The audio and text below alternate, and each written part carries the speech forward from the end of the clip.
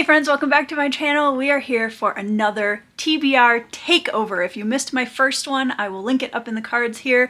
Basically, TBR takeover is a way to help me burn through the physical books on my TBR on my shelves with a little bit of help from my friends. My first time through, I had the help of my friend Andrew's Wizardly Reads, and he picked out 3 awesome reads for me in the month of July, and here we are in August, and I have asked another BookTube friend to come in to the space of my physical TBR and pick some books that I might not have reached for on my own, and I'm really excited. This is going to be a whole different vibe than last month. I've got some great reads lined up, but before I tell you what they are, Brian from BellTube, I will link him down in the description, is here to tell you about the books that he picked for me to read this month. Hey Tori, thank you so much for inviting me to be part of your August Friend TBR Takeover. I've got 3 books for you that I think you're going to love. You own them all on physical, so here's the time to do it. All right, the first book is going to be Stephen King's The Gunslinger. Yes, I know this is book 1 of 7 books, but as an author, I know you're writing some fantasy western right now. And while many people, I guess myself included, kind of consider The Gunslinger kind of the driest of the books of the Dark Tower series, I think it's a great thing for you to read. And since you've already got it, no excuses. Book 1's going to be The Gunslinger. Okay, the second book that I'm going to have you do for your Friend TBR Takeover is by indie author Ryan Cahill, and this is Of Blood and Fire.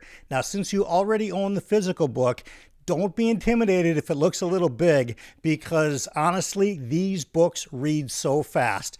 As a matter of fact, Of War and Ruin, I think, is the most recent book that I've read. It's like 1,500 pages, but it reads, honest to God, like 3 times faster than you would even imagine. So yeah, Of Blood and Fire, I think is going to be a great start for you of the Bound and the Broken series. I actually think you're going to like this book quite a bit. But before you even get into that book, I really recommend, again, I'm kind of going off your stated instructions here, but it's BellTube. That's what we do here. Before you read Of Blood and Fire, I suggest you download The Fall, which is the prequel novella. It's less than 100 pages. You're going to really appreciate it, and it sets the mood for book 1. Definitely go get The Fall before you get started with it.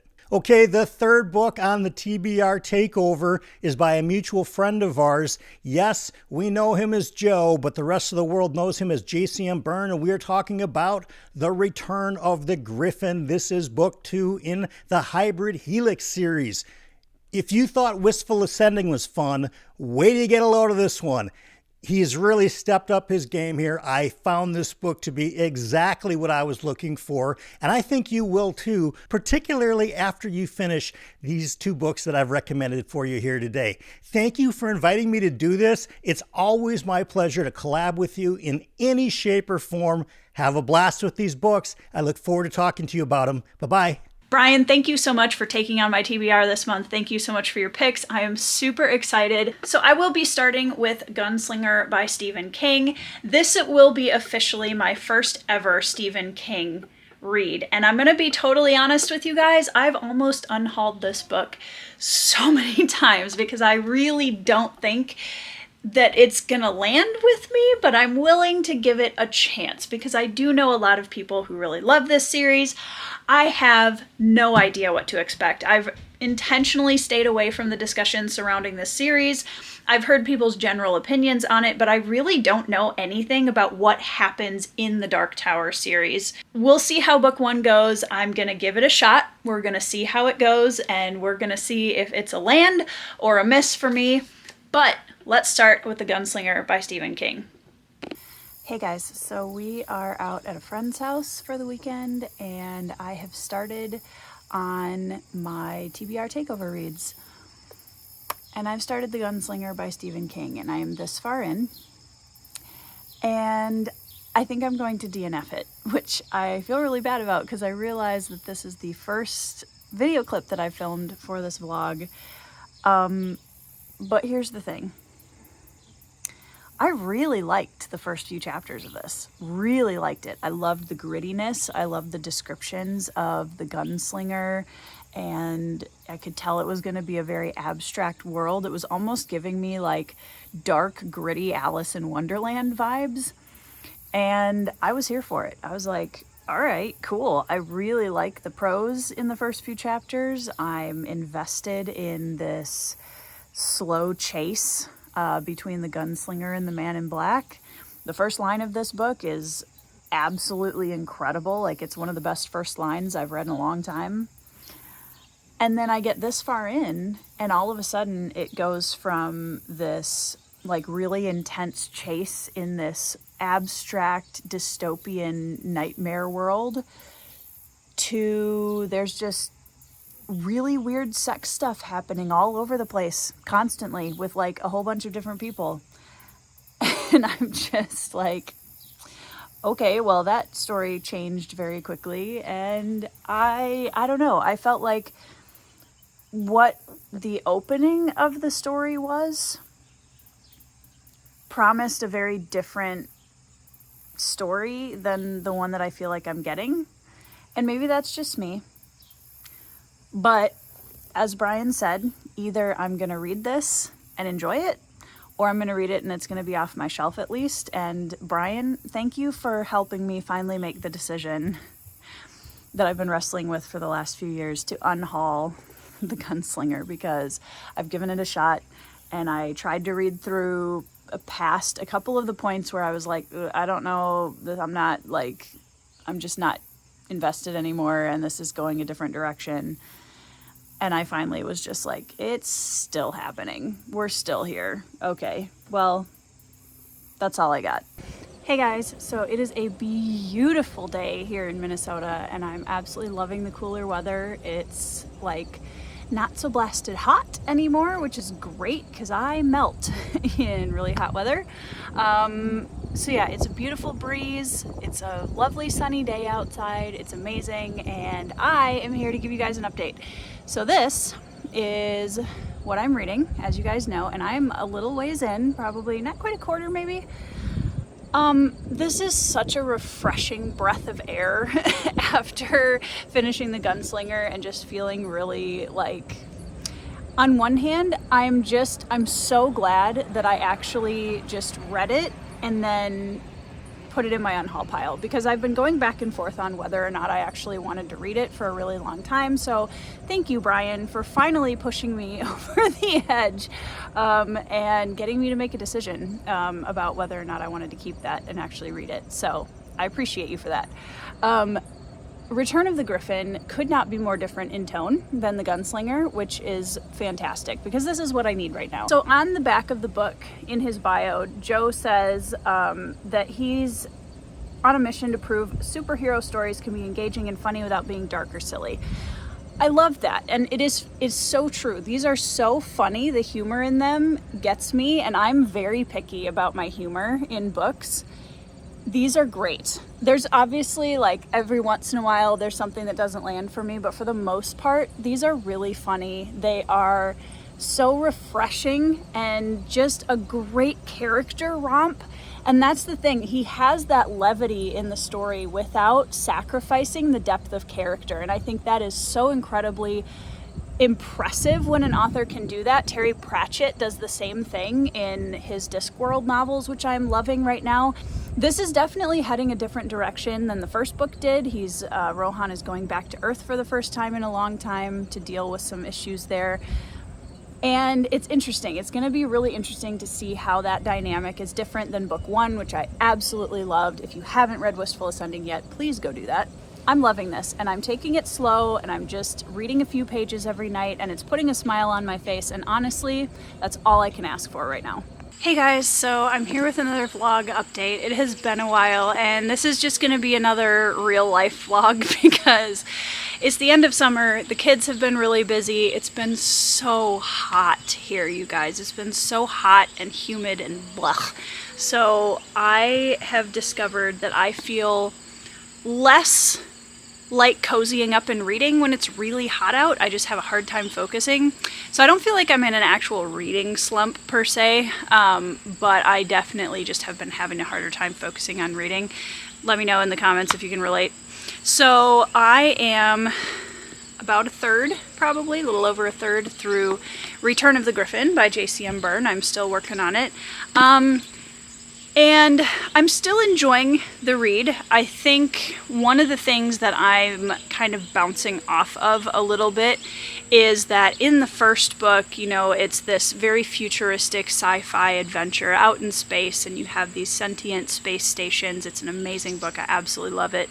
Rohan goes back to Earth, right, in book 2, and he hasn't been there for a really long time, and he, you know, sees people he hasn't seen in a long time, and they're fighting these massive, like, land shark things. And I think him going back to Earth, like, I'm in a phase right now where I don't want my books to be really close to reality, and Joe is putting in a few heavy nods to very current political things, which I know I've talked to you guys about before on my channel, which that's kind of a bounce off for me usually, just because I go to my fantasy and sci-fi reads to escape.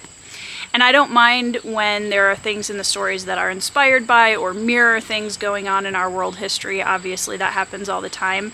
But when it's really specific like that, I just, like, I read to escape, you know. I'm struggling to immerse or be as excited to pick it back up just because he went back to Earth. And I feel like if we were still out in space and we were, like, exploring a new place, or, you know, we were with the characters that I fell in love with for the most part in book 1. But we've kind of got a new cast in this book, and that's always a little bit tricky. Not that it can't be done really well, and I think that, you know, Joe's doing a great job with the characterization and stuff for the most part in this, but I don't know. I'm kind of ambivalent about it at this point, and I look forward to, I think in book 3 we go back to the original locations of the series, and I'm really looking forward to that because I think I will enjoy it more. I'm trucking along a little bit at a time and trying to write, trying to run all over with the kids, trying to read snatches or a couple of chapters whenever I can. That's my update for now. Hello everyone, happy Friday. I am back with another update. I am so close to finishing Return of the Griffin. I will have it finished shortly. I'm actually going to go in and read it right now and finish. I think that one of the tough things about this being book 2 in the series is that we set up such a great motley crew in Wistful Ascending, the first book, and I loved them so much that now introducing a completely new motley crew and I'm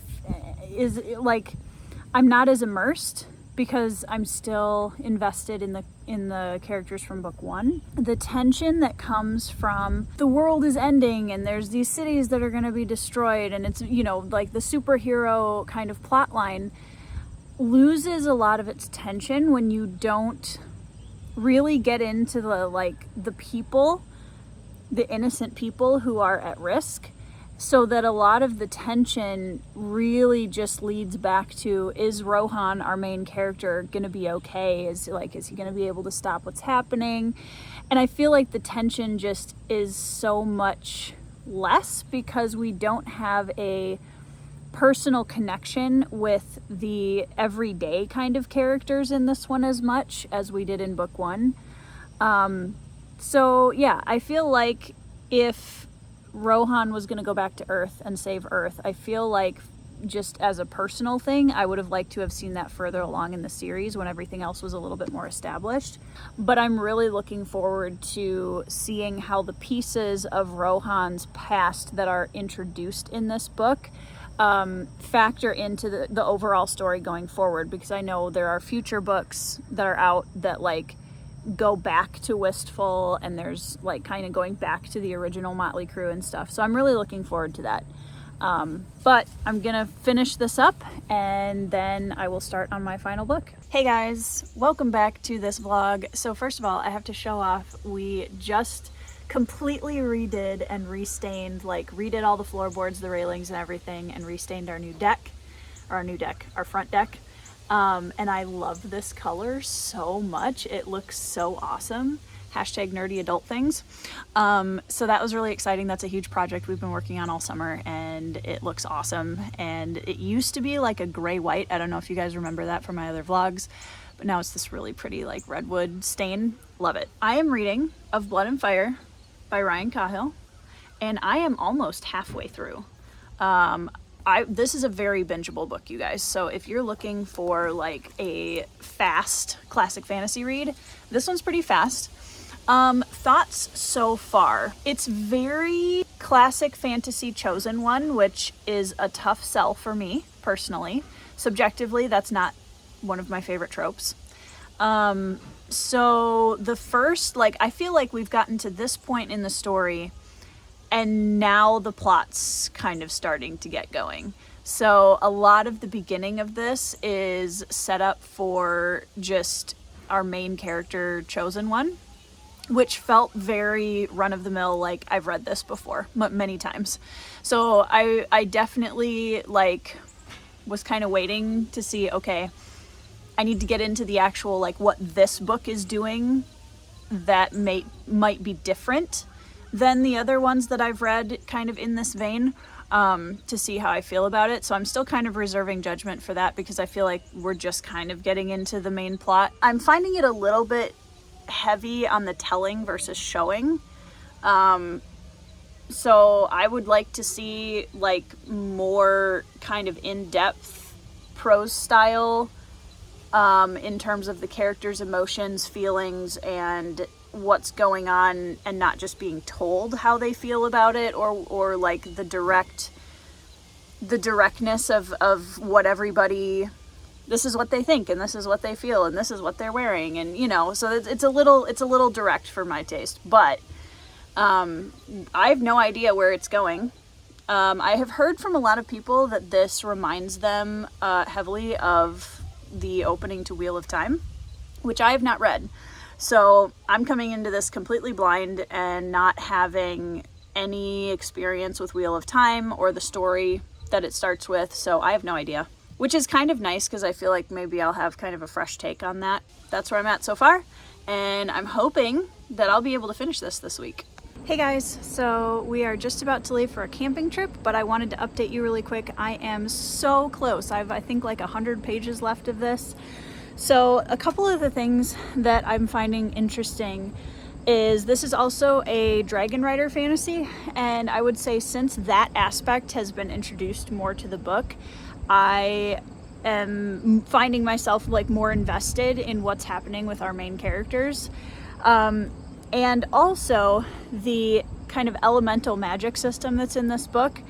I like the suggestion of tying threads of different elements together, and that in order to make something like ice happen, you have to draw on multiple elements in a certain way to make that work.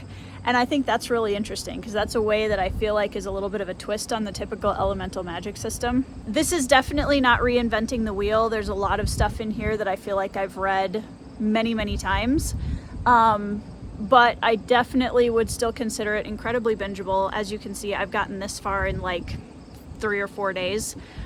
So super bingeable, and there's a couple of characters in here that I can kind of see the trajectory of where he's taking them, and I think that it's an interesting storyline idea. So that's where I'm at with this. I'm a little bit less than 100 pages to go, and I will probably finish it when we get back from camping this weekend.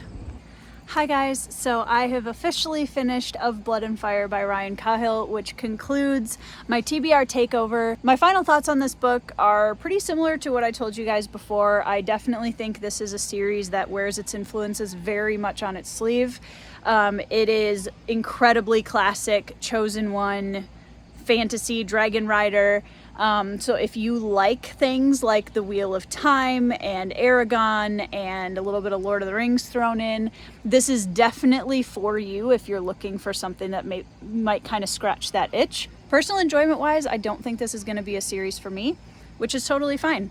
But I want to finish this vlog by saying a huge thank you to my friend Brian from BellTube. Please go subscribe to his channel, which will be linked down below in the description.